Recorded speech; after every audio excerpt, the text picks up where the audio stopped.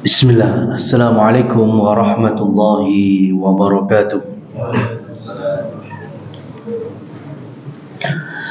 Innal hamdalillah nahmaduhu wa nasta'inuhu wa nastaghfiruh wa natubu ilayhi wa na'udzu billahi min sururi anfusina wa sayyiati a'malina.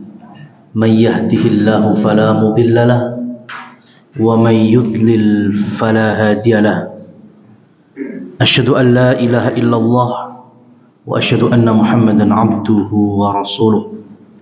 Allahumma inna nas'aluka ilman nafi'an wa rizqan thayyiban wa amalan mutaqabbala. Amma ba'du, fa inna asdaqal hadithi kitabullah wa khairal hadi hadi Muhammadin sallallahu alaihi wasallam wa syarrul umuri muhdatsatuha fa inna kulla muhdatsatin bid'atun wa kulla bid'atin dhalalatun wa kulla dhalalatin finnar. Jamaah kaum muslimin yang dirahmati oleh Allah, hadirin hadirat, alhamdulillah kita awali dengan senantiasa bersyukur atas segala karunia dan nikmat yang Allah datangkan kepada kita sekalian. Salah satunya dimudahkannya kita untuk melanjutkan kajian sirah Nabi Muhammad sallallahu alaihi wasallam, di mana kita masih berada di penghujung tahun ke-6 dari hijrahnya Rasulullah sallallahu alaihi wasallam. Kenapa kok di penghujung tahun? Karena memang ada di bulan Dzulqa'dah. Di bulan Dzulqa'dah 6 Hijriah. Yang penghujung tahun Dzulqa'dah, Dzulhijjah, kemudian pindah tahun ke-7. Nah,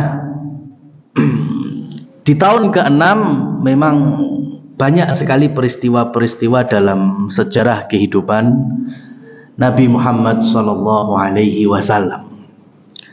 Maka di akhir tahun ini disebutkan Uriya Rasulullah sallallahu alaihi wasallam fil manami wa huwa bil Madinah. Jadi Rasul diturunkan wahyu melalui mimpi. Ya, Rasul bermimpi posisinya di Madinah. Makanya beberapa kejadian Nabi itu telat subuhan masuk Masjid Nabawi. Ya, itu beberapa peristiwa terjadi. Sahabat sudah kumpul, sudah siap ditegakkan sholat, tapi beliau kok nggak jedul-jedul. Ya, maka sekelas Umar bin Khattab radhiyallahu anhu, ya, diminta oleh para sahabat untuk memanggil Nabi, nggak berani. Sekelas Umar bin Khattab. Padahal nanti di peristiwa tahun ini, penghujung ini, Umar punya sejarah banyak ini bersama Rasul sallallahu alaihi wasallam. Tapi kalau diminta menggugah Nabi, nggak berani. Kenapa? Karena Umar tahu, ya, bisa jadi Rasul itu memang belum bangun karena memang masih mimpi. Dan mimpinya para nabi dan Rasul adalah wahyu. Kok lagi untuk wahyu malah mbok gugai kualat sampai. Ya kan? Makanya Umar itu gak berani bangunkan Rasul. Yang berani cuma satu sahabat, yaitu Bilal, karena memang posisinya muadzin Rasul. Ya, setelannya memang nih, ada muadzin, ada imam. Makanya muadzin punya hak itu nyari imamnya. Mana waktunya qomat kok imamku belum datang. Makanya yang paling berani cuma Bilal aja. As-shalah ya Rasulullah. Ya, sudah berkumpul, ya, sudah siap untuk ditegakkan sholat. Ya, sekelas Umar nggak berani. Kenapa? Karena khawatir memang Rasul belum bangun. Disebabkan karena masih tidur dan bermimpi. Padahal mimpi Nabi adalah wahyu. Nah, saat itu Rasulullah Shallallahu Alaihi Wasallam bermimpi annahu dakhala wa huwa wa ashabuhu al masjidal haram. Mimpinya itu beliau masuk Masjidil Haram bareng sahabat. Maka di sini ada perintah Allah Subhanahu wa taala meminta Nabi ke Mekah. Wa akhadha miftahal Ka'bah. Dalam mimpi itu Nabi mengambil kunci Ka'bah. Wa tafu wa'tamiru. Dalam mimpi itu Nabi dan para sahabat tawaf dan umrah. Sudah, akhirnya Rasulullah Sallallahu Alaihi Wasallam mengumpulkan para sahabat, menghabari kalau sebentar lagi kita akan bareng-bareng berangkat umrah. Dari mana? Dari Madinah. Fa akhbara bidzalika ashabahu fa farihu. Maka sahabat-sahabat senang semuanya. Khususnya siapa? Muhajirin. Yang datang dari Mekah sudah berapa tahun tuh di Madinah? 6 tahun. Nggak mudik sama sekali. Ayo, ada nggak 6 tahun yang nggak mudik ini? Rasanya gimana itu? Ya, kangen sama Mekah. Kalau yang Ansor wajar, mereka memang bukan orang Mekah. Meskipun nanti mereka juga ikut sebagian besarnya. Ya, tapi yang Muhajirin lebih bahagia. Masya Allah, Rasul menghendaki kita pulang ke Mekah sambang kampung halaman. Maka ketika Rasul Shallallahu Alaihi Wasallam mengajak para sahabat berangkat, Nabi cuma minta syarat jangan membawa peralatan perang, karena niat kita tidak perang. Karena situasinya saat itu Mekah, ya, perwakilan dari kafir Quraisy dan Madinah sebagai ikon keimanan dan tauhid, mereka sedang perang dari Badar, Uhud, terakhir Ahzab, perang Khandaq. Ya, kita ke Mekah nggak perang, kita pengen umroh. Maka perbekalannya perbekalan safar, bukan perbekalan jihad perang. Jadi kalau membawa senjata yang biasa dibawa safar aja. Kalau pedang berarti jangan pedang perang yang panjang-panjang, jangan, yang biasa saja. Ya, yang pendek-pendek. Ya, nggak perlu kita bawa panah perang, tombak perang. Ya. Diminta itu cukup di Madinah saja. Sudah sepakat semuanya. Maka terkumpullah saat itu fi alfi wa arba'imi'atin 1.400 orang. Kenapa? Ya, bukankah saat itu sudah cukup banyak kaum muslimin di Madinah? Ya, sudah bisa 3.000-an itu. Iya, karena ini betul-betul disaring juga. Ya, hampir sebagian besar Madinah saat itu dikuasai, ya, oleh orang munafik dari suku Aus, yaitu Abdullah bin Ubay bin Salul. Orang munafik nggak mau diajak ke Mekah. Makanya nanti ketika dalam surat Al-Fath Allah Subhanahu wa taala berfirman, orang-orang yang berbaiat tahta syajarah, ya, di bawah pohon, id yubayi'unak, di saat mereka semuanya berbaiat kepadamu wahai Muhammad, yang ujung-ujungnya radhiyallahu anhum wa radhu'an, Allah ridhai mereka, itu zero orang munafik. Gak ada satupun orang munafik.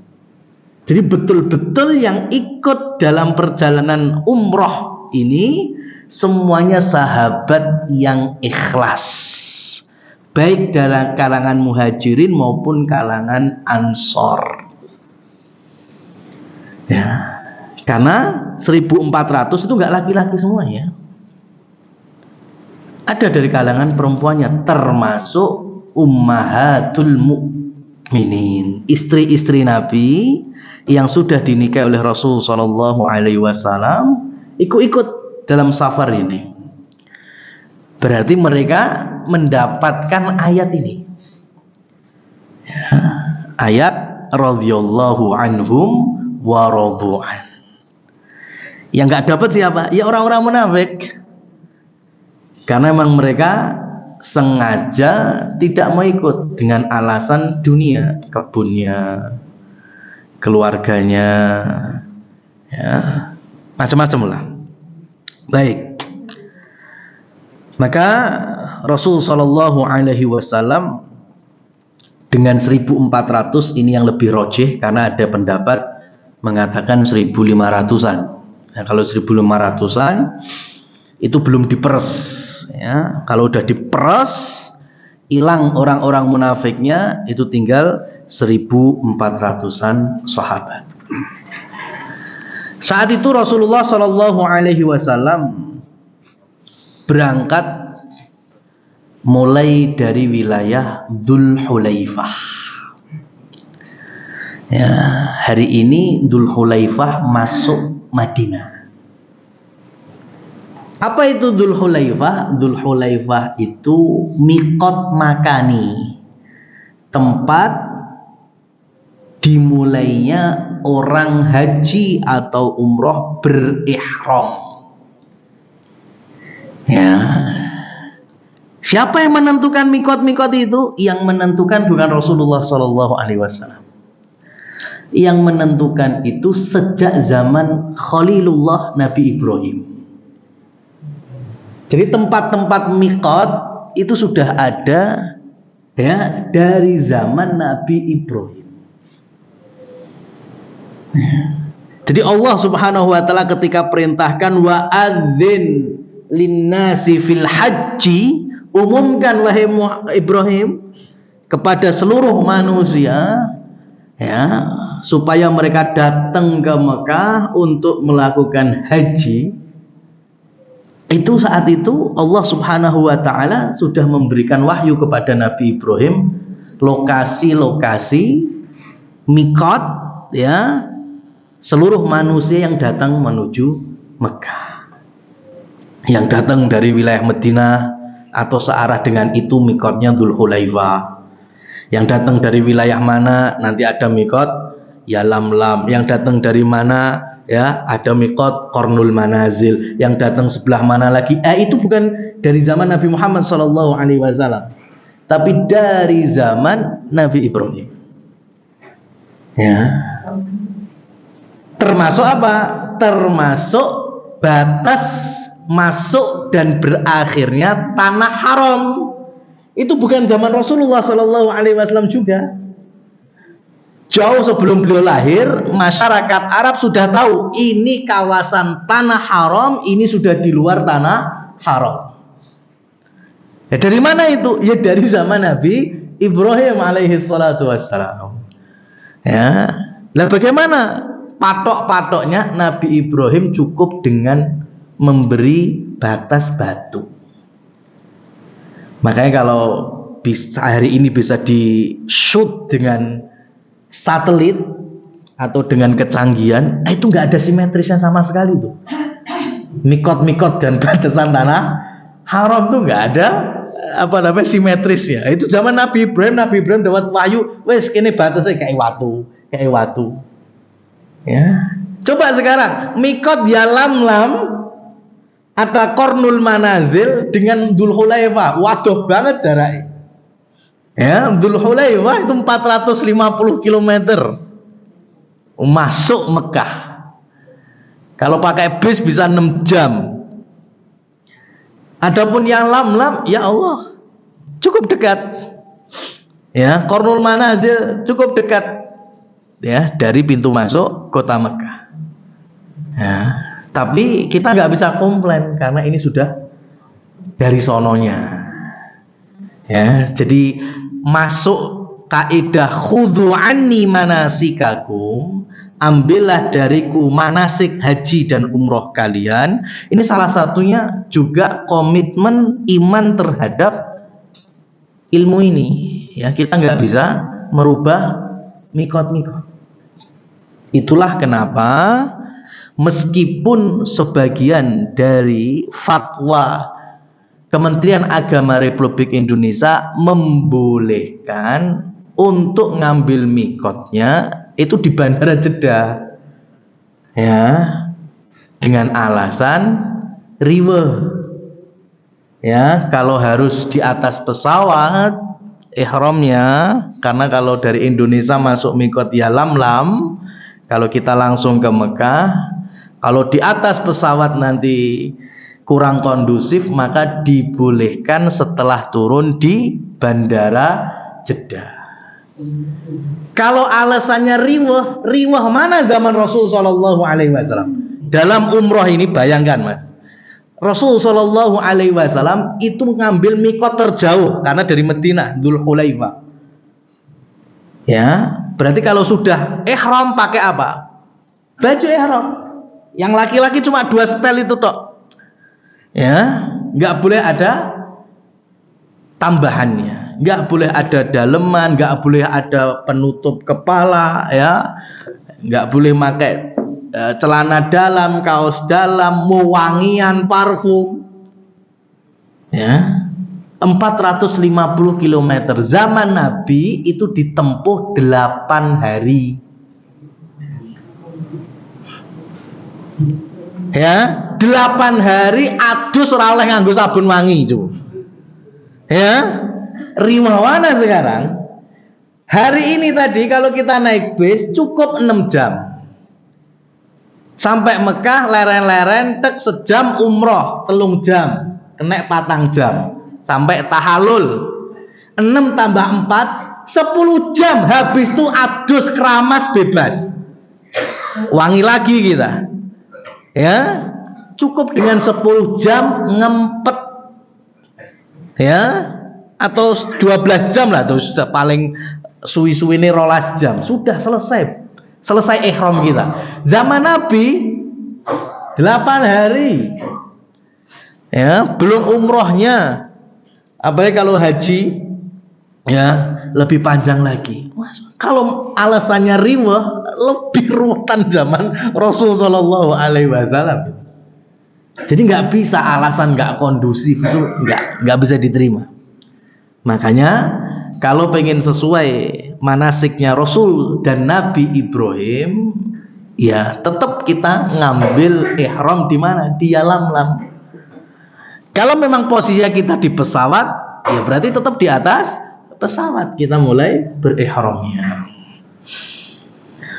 Ya, itu paling cuma tinggal berapa menit aja. Kalau di pesawat mungkin 25-an menit, setengah jam, ya, atau paling banternya 1 jam landing. Ya. Ma'asyiral muslimin wal muslimat rahimani wa rahimakumullah. Pelajaran dari berangkatnya Rasul Shallallahu Alaihi Wasallam mikot di Dzul Hulaifah.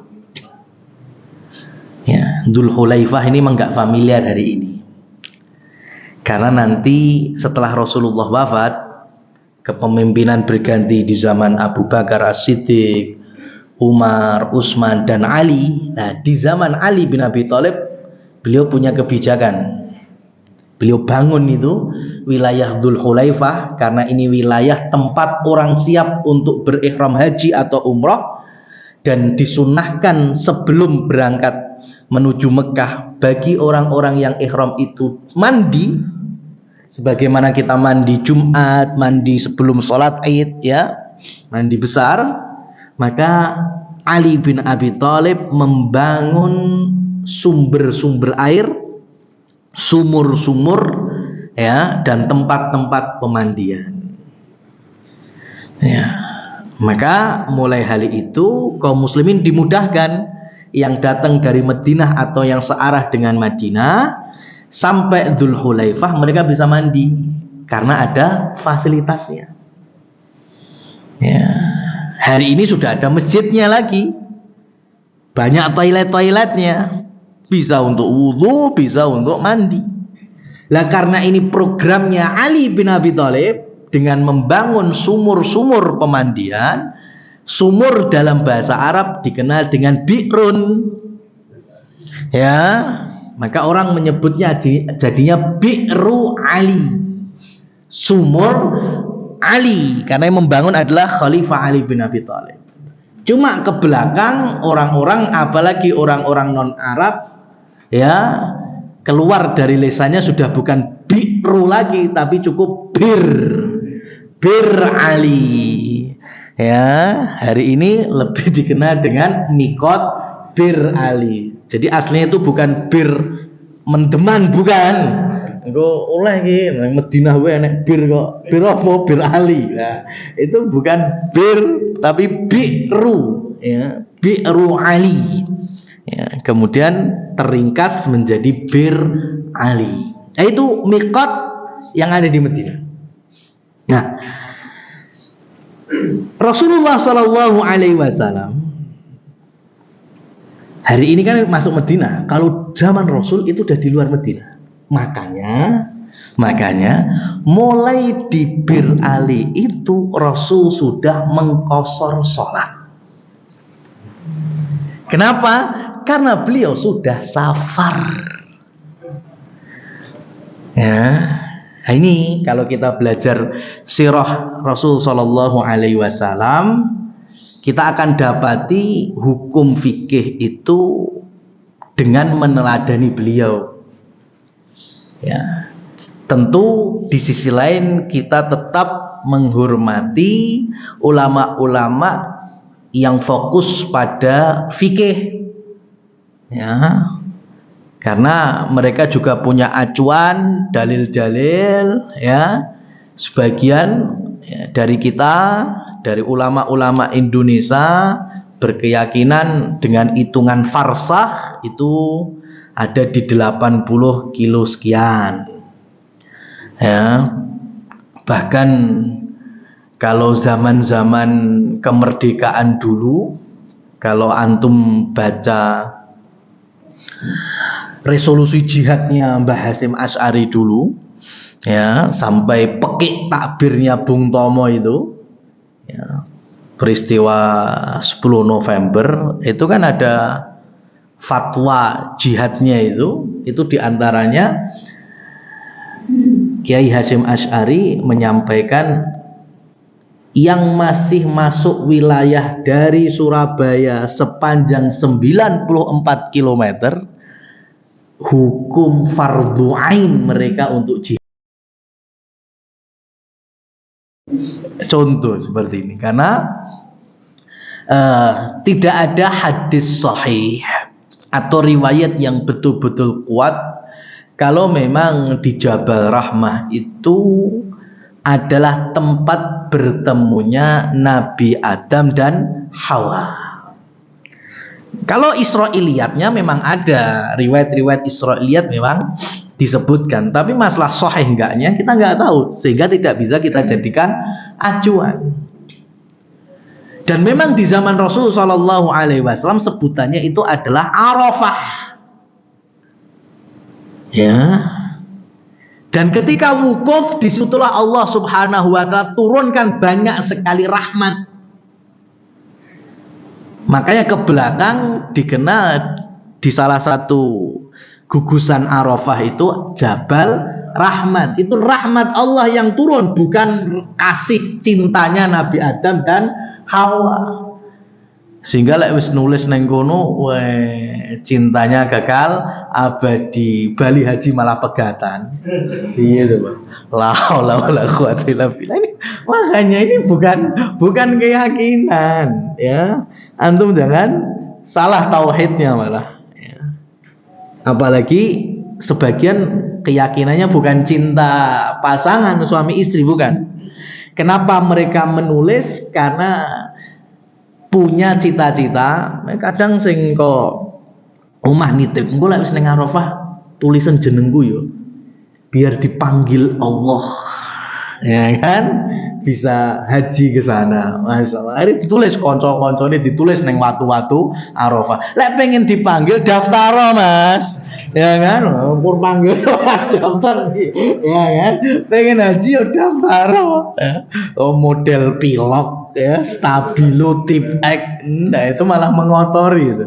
Ya, vandalisme. Ya, nggak seperti itu. Ya. Ada riwayat juga dari Imam Nasai dan yang lainnya, karena saat itu malaikat Jibril mengajari Nabi Ibrahim alaihi salatu wassalam tuntunan haji, dan itu dan diajak keliling masyair. Hari ini Kemenak memakai istilah arusma itu, Arafah, Musdalifah, Mina. Ya, malaikat Jibril mengajari Nabi Ibrahim di kawasan itu, sehingga ketika selesai ngajari, Jibril tanya, "Fahimta? Paham? Sudah paham? Mengerti kamu? Arafta?" Ya. Nabi Ibrahim menjawab, "Araftu." Artinya saya mengerti, saya tahu. Ya, makanya kemudian kawasannya dikenal Arafah. Itu dari asal usul Nabi Ibrahim memahami tata cara haji yang telah diajarkan oleh malaikat Jibril. Ya, araftu itu. Makanya dikenal dengan Bukit Arafah.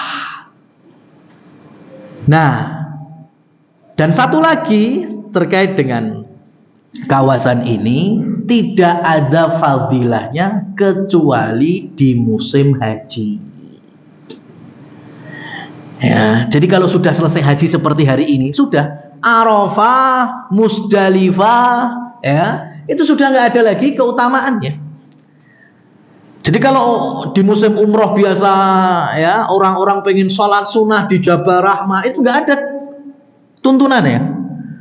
Ya, pengen sholat sunnah di Musdalifah, pengen ya doa di Bukit Arafah, nggak ada tuntunannya. Arafah menjadi sangat mulia itu kapan? Ya saat wukuf kaum muslimin itu menjadi mulia betul. Ya, Allah Subhanahu wa taala turun di langit dunia dengan malaikat. Allah mempersaksikan hamba-hambanya yang sedang ibadah itu. Ya, bermunajat, berdoa, Masya Allah. Nah, itu mulia betul itu Arafah saat itu. Tapi kalau di luar musim haji sudah biasa. Nggak ada keutamaannya dari sisi ibadah. Kalau dari sisi histori, sejarah, ya silahkan kita gali pelajaran melalui itu. Ya, persis di mana? Di Uhud. Ya, Bukit Ainain atau Bukit Pemanah, itu nggak ada fadilahnya. Tapi sebagian kaum muslimin yang biasanya datang dari wilayah IPB, India, Pakistan, Bangladesh, nah itu mereka senang sekali beribadah di kawasan-kawasan ini. Di Uhud mereka sholat, berdoa, di Jabal Rahmah juga demikian. Padahal nggak ada tuntunan sama sekali. Pelajarannya hanya dari sisi sirah Nabi Muhammad Sallallahu Alaihi Wasallam. Baik. Jadi itu tadi, ada wilayah haram, ada wilayah di luar tanah haram. Lah dari mana ini? Ya dari zaman Nabi Ibrahim tadi. Bukan dari zaman Nabi Muhammad, ya. Jadi Nabi Ibrahim itu yang melalui wahyu Allah Subhanahu wa taala diajari Jibril, ini loh masuk tanah haram, ini loh masuk sudah di luar tanah haram. Ya, makanya Mina itu sudah tanah haram. Haji jahiliyah wukufnya di sana. Ya, jadi wukuf di Arafah adalah pemurnian haji ala Nabi Ibrahim. Rasul Shallallahu Alaihi Wasallam sebelum diutus jadi nabi, beliau itu termasuk orang satu-satunya. Beliau kan haji sebelum jadi nabi kan pernah. Ya, beliau umroh juga biasa, tapi masih ya belum versi Islam ya di zaman itu. Beliau melakukan sesuai fitrahnya. Ya. termasuk sisa-sisa dari peninggalan Nabi Ismail. Yaitu kalau wukuf di mana? Di Arafah. Itu Nabi sendiri. Yang lainnya kalau wukuf di mana? Di Mina. Versinya orang jahiliyah, tanah haram lebih mulia dibandingkan yang di luar tanah haram. Arafah sudah bukan tanah haram lagi. Makanya mereka nggak mau ibadah di luar tanah haram. Mereka wukufnya di mana? Di Mina. Ya. Wallahu a'lam. Maka dari sini ya, Nabi Ibrahim meletakkan batas-batas tadi. Ada bidayatul haram, ya, mulai masuk tanah haram, ya, biasanya ada tugu-tugunya, ada gapura-gapuronya. Itu dulu pakai batu itu. Ya, maka di antara doa Nabi Ibrahim, Rabbi ja'al hadza baladan amina warzuq ahlahu minas samarat, itu kan?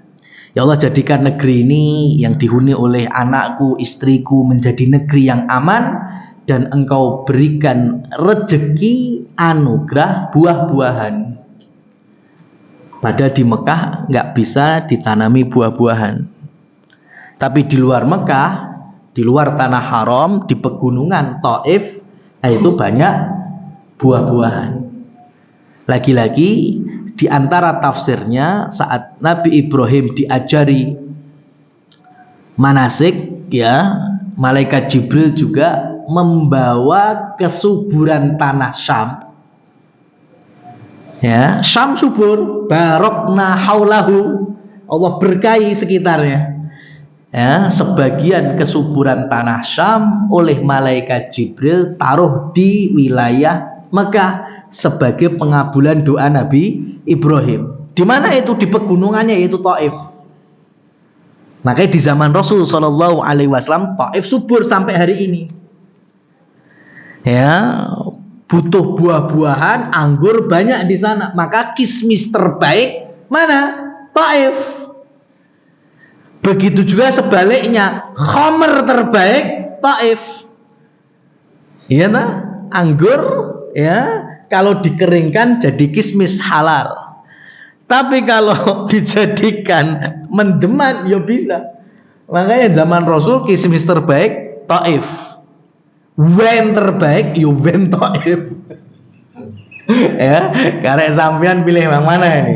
Pengen sing anget-anget haram apa sing ya legi-legi halal? Yang mana? Ya. Ini zaman Rasul anggur terbaik memang Taif. Ya. Bunga ya, mawar banyak di Taif sehingga dijadikan pabrik penyulingan parfum, minyak wangi. Dan wallahu a'lam, ya, memang tidak ada hadisnya, tapi dari teknologi hari ini, mawarnya Palestina atau mawarnya Syam, Suriah, dengan mawarnya Taif DNA-nya sama. Ya, DNA-nya mawarnya itu sama. Maka kalau kita ambil dari sirahnya itu ya, yang kita pun nggak gumun, karena memang Allah perintahkan Nabi Jibril membawa kesuburan Syam ke Mekah, yaitu ke Taif. Nah, kaum muslimin muslimat yang dirahmati oleh Allah, setiap kita lanjutkan ya, setiap masuk waktu sholat, Nabi itu sholat di Hudaybiyah itu cari yang masuk wilayah tanah haram. Kenapa? Ya karena kemuliaannya itu. Ya, kemuliaan tanah haram. Karena Hudaybiyah itu kayak Arafah tadi. Ya, sebagiannya sudah di luar tanah haram, tapi ada yang nyempil dikit masuk kawasan tanah haram. Ya. Hudaybiyah sama. Sebagian besarnya di luar tanah haram, sebagian kecil masuk tanah haram. Setiap masuk waktu sholat, Nabi minta Bilal adzan, kemudian sholatnya di mana? Di tempat yang tanah haram itu. Ya, karena kemuliaannya. Dari sini kaum muslimin yang dirahmati Allah, ya, khususnya bagi para perempuan muslimat, ya, ketika memang berhalangan untuk bisa ke masjid, ke Masjidil Haram di Mekah atau di Madinah di Masjid Nabawi, ya, itu silahkan sholat di hotel misalnya atau di penginapan, tidak apa-apa, ya, mendapatkan keutamaan yang besar di luar daripada sholat-sholat di selain tanah haram. Ya, jadi gampangannya gini fikihnya. Sholat terbaik ya ketika di masjid, baik itu Masjidil Haram atau Masjid Nabawi. Ya, makanya kalau kita sehat, yang laki-laki khususnya sehat, nggak ada halangan, ketika waktu sholat jangan sholat di hotel, iman-iman. Sholatnya di mana? Ya di Masjidil Haram. Kalau di Madinah ya di Masjid Nabawi. Karena itu keutamaannya lebih banget. Sudah di masjid, jamaahan dengan imam masjid, kemudian di wilayah tanah haram. Tapi kalau kita sedang greges, gak enak, ya, lagi flu, lagi gak fit, ya jangan memaksakan diri. Ya. Kenapa? Karena insya Allah hotel dan penginapan, ya, kaum muslimin yang ada di sekitar Mekah itu masuk wilayah tanah haram, sehingga sholat di musola hotel pun masih mendapatkan keutamaan sholat di atas tanah haramnya. Ya, jadi nggak usah bingung-bingung, sholat aja nggak apa-apa. Ya, tapi saya pengen ke masjid, iya, memang lebih afdol di masjid, tapi kan sampean lagi nggak enak, badannya lagi greges. Kalau maksain diri lebih bahaya lagi. Sudah nggak apa-apa. Ya, sholat di musola hotel Mekah daripada di Masjid Al-Ikhlas ini ya tetap lebih afdal ya di sana. Karena apa? Karena di tanah haram. Apalagi yang muslimat. Afdalu ya sholatin nisa, sebaik-baik sholatnya wanita di mana? Fi baitiha, di rumahnya. Ya, di rumahnya di mana? Ya, fi ghurfatiha, di dalam kamarnya. Yang terbaik lagi di tempat pingitannya. Sudah neng omah, neng di rumah, sing paling pencit. Wah, itu yang terbaik. Itu bagi muslimat. Pada Rasulullah Shallallahu Alaihi Wasallam menyampaikan ini posisi di mana? Di Madinah. Ya, posisi di Madinah, di tanah haram. Ya, maka muslimat hari itu, khususnya juga para ummahatul mukminin, istri-istri Nabi, mereka sholatnya di rumah. Ya, cuma di sisi lain Nabi juga bersabda, la tamna'u ima'akum an masajidillah. Jangan larang istri-istri kalian, putri-putri kalian untuk mereka sholat di masjid. Jadi kalau pengen ke masjid ya jangan dilarang. Tapi kalau bicara afdal, ya afdalnya di rumah. Simpelnya gitu. Nah, kalau posisi orang Indonesia di tanah haram Mekah atau Madinah, maka silakan pakai kaidah ini boleh. Pakai kaidah yang lain seperti mumpung di sini, ya, mumpung di sini, baik itu di kota suci Mekah atau kota suci Madinah. Kalau lek salate nang jero hotel koyo piye ngono kurang marem. Makanya saya lebih baik turun dari hotel keluar untuk bersama imam Masjidil Haram, baik itu haram Makki atau haram Madani. Ya monggo silahkan, nggak ada yang melarangnya. Ya, maka dari sini diambil fikihnya oleh para ulama, sholat di tanah haram jauh lebih mulia dibandingkan di luar tanah haram. Karena Rasul Shallallahu Alaihi Wasallam menyempatkan setiap sholat 5 waktunya itu cari posisi Hudaybiyah yang sudah masuk tanah haram. Wallahu a'lam. Maka selepas ini beliau Shallallahu Alaihi Wasallam meminta Umar untuk bisa masuk kota Mekah kalau memang harus ada perundingan di sana. Kenapa Rasul kok memilih Umar? Karena Umar bin Khattab itu Bani Adi. Suku Quraisy Bani Adi itu rata-rata jadi panglima dan jadi diplomat. Makanya cocok. Umar siap, tapi jamnya gini, ya Rasul, kalau saya berunding hari ini, saya nggak cukup dengan lisan saya. Ya terus gimana? Saya akan berunding dengan pedang saya. Oh, rasa-rasa. Ojo. Ya kan? Umar gitu. Kalau saya yang rundingan, saya sudah nggak pakai lisan. Saya pengen rundingan pakai pedang. Ya. Karena tahu Umar ini Mekah lagi lemah-lemahnya. Ya, babat sisan baik. Padahal Rasul tadi kita pengen umrah baik-baik, nggak pengen perang. Makanya kemudian Rasul ganti lagi. Siapa? Utsman bin Affan yang dipanggil. Utsman, serunding ngono, mlebu ngono. Kenapa? Karena Utsman Bani Umayyah. Ya, Bani Umayyah itu masih banyak menjadi pemimpin-pemimpin Mekah dan termasuk saudagar-saudagarnya. Plus duitnya Utsman di Mekah masih banyak. Ya, duitnya Utsman di Mekah masih banyak. Ya sudahlah, kemudian Utsman nanti yang masuk duluan. Cuma kabarnya Utsman dibunuh. Makanya Rasul Shallallahu Alaihi Wasallam mengumpulkan para sahabat di Hudaybiyah, di bawah pohon, diajak baiat, sumpah setia, taat kepada Rasul, ya. Nggak boleh mundur. Kalau mundur berarti ingkar kepada Rasul Shallallahu Alaihi Wasallam. Harus setia memperjuangkan kehormatan Utsman bin Affan. Berarti kisos, nyawa dibalas nyawa. Ya, karena kita lagi di posisi tanah haram, nggak boleh ada perang, pertumpahan darah. Tapi karena mereka yang memulai menumpahkan darah Utsman, maka Rasul Shallallahu Alaihi Wasallam mengajak para sahabat berbaiat, sumpah setia. Kita akan membela kehormatan Utsman bin Affan. Cuma ternyata Utsman nggak dibunuh, itu hanya kabar burung. Tapi perjanjian Hudaybiyah tetap jalan. Insya Allah kita lanjutkan di pertemuan berikutnya bagaimana isi dari perjanjian itu. Wallahu a'lam bishawab.